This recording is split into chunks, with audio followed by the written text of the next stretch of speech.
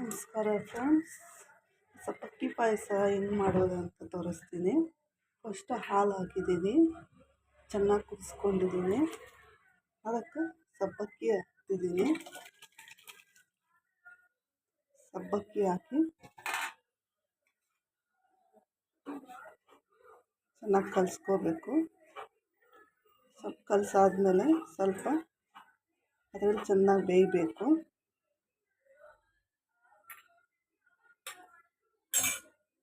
ಅದು ಬೇಯ್ತಾ ಇರುತ್ತೆ. ಈ ಕಡೆ ಸ್ಟವ್ ಮೇಲೆ ಅದಕ್ಕೆ ತುಪ್ಪ ಹಾಕಿದ್ದೀನಿ. ತುಪ್ಪ ಕರುವು ಗಂಟಿಟ್ಟು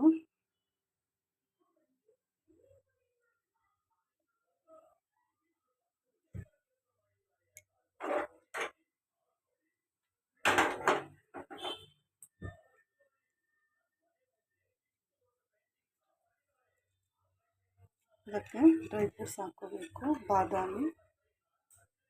ಬಾದಾಮಿ ಮತ್ತು ಡ್ರೈ ಫ್ರೂಟ್ಸ್ ಯಾವುದಾದ್ರೂ ಅಪ್ಪನ ಹತ್ರ ಎರಡು ಥರ ಇತ್ತು, ಎರಡು ಥರ ಡ್ರೈ ಫ್ರೂಟ್ಸ್ ಹಾಕಿದ್ದೀನಿ. ದ್ರಾಕ್ಷಿ ಮತ್ತು ಗೋಡಂಬಿ ಸ್ವಲ್ಪ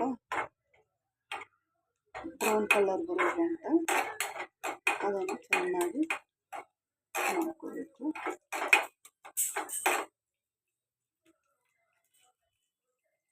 ಇದು ಸ್ವಲ್ಪ ಕುದಿ ಬಂದಿದೆ, ಅದು ಕುದೀತಾ ಇದೆ. ಆಲ್ರೆಡಿ ನಾನು ಅರ್ಧ ಗಂಟೆ ನೆನೆಸಿದ್ದೆ ಸಬ್ಬಕ್ಕಿಯನ್ನು. ಅದಕ್ಕೆ ನೋಡಿ ನೀಟಾಗಿ ಆಗಿದೆ. ಅದು ನೆನೆಸಿದ್ದೀನಲ್ಲ 1 ಅವರ್. ಕುದಿಸಾದ್ಮೇಲೆ ಅದಕ್ಕೆ ಸಕ್ಕರೆ ಹಾಕಬೇಕು. ಸಕ್ಕರೆ ಹಾಕಿ ಮೀಡಿಯಮ್ ಇದರಲ್ಲಿ ಸ್ಟವ್ ಇದು ಮಾಡ್ಕೋಬೇಕು. ಜಾಸ್ತಿ ಉರಿ ಇದ್ದರೆ ಅದು ಕೆಳಗಡೆ ಅಂಟ್ಕೊಬಿಡುತ್ತೆ. ನೋಡಿ ಈ ಕಡೆ ಬ್ರೌನ್ ಕಲರ್ ಬಂದಿದೆ. ಬ್ಯಾಕ್ ಮಾಡಿಕೊಂಡು ಈ ಕಡೆ ಕುದಿ ಬರ್ತಿದೆ. ಸ್ವಲ್ಪ ಸಕ್ಕರೆ ಕರಗುವಂತ ಇರಬೇಕು.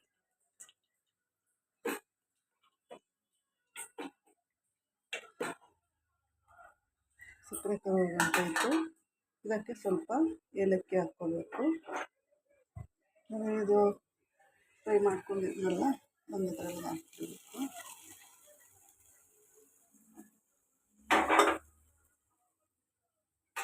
ಹಾಕ್ಕೊಂಡು ಚೆನ್ನಾಗಿ ಕಲಿಸ್ಕೋಬೇಕು. ನೋಡಿ ನಮ್ಗೆ ಆಯ್ತಿದ್ದು ಸ್ವಲ್ಪ ಗಟ್ಟಿಯಾಗಿರ್ಬೇಕಂದ್ರೆ ಇನ್ನೂ ಸ್ವಲ್ಪ ಕುದಿಸ್ಕೋಬೇಕು. ಸಾಕು. ಆರಾದ್ಮೇಲೆ ಇದು ಸ್ವಲ್ಪ ಗಟ್ಟಿಯಾಗುತ್ತೆ. ನೋಡಿ ಈ ಮೀಡಿಯಮ್ಮಲ್ಲಿ ಇರಬೇಕಂದ್ರೆ ಇಷ್ಟೇ ಸಾಕು. ನೋಡಿ ಚೆನ್ನಾಗಿದಾಗಿದೆ.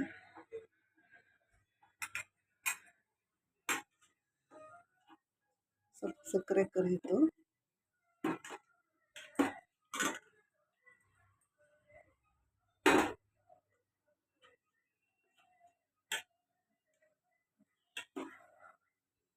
ಇಷ್ಟೇ ಸಾಕು. ಅಂದರೆ ಇದಕ್ಕೆ ಬಾದಾಮಿ ಪೌಡ್ರ್ ಬೇಕಾದರೂ ಹಾಕ್ಕೋಬೋದು. ನನಗೆ ಹಿಂಗೆ ಇಷ್ಟ, ಅದಕ್ಕೆ ನಾನು ಹಿಂಗೆ ಮಾಡ್ತಿದ್ದೀನಿ. ಸರ್ವಿಂಗ್ ಪೌಡ್ರು ತಗೋಬೇಕು. ಹಾಕಿದ್ರೆ ಇನ್ನೂ ಸ್ವಲ್ಪ ಗಟ್ಟಿ ಬರುತ್ತೆ. ಮತ್ತು ಹಾಲು ಅರ್ಧ ಲೀಟ್ರ್ ಹಾಕಿದ್ದೀನಿ. ಹಾಲು ಹಾಕಿದ್ರೆ ಚೆನ್ನಾಗಿರುತ್ತೆ.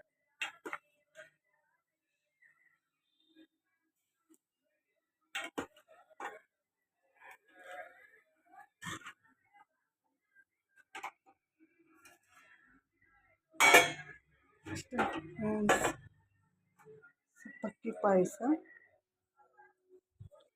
ಸಬ್ಬಕ್ಕಿ ಪಾಯಸ ರೆಡಿ ಆಯಿತು. Thank you.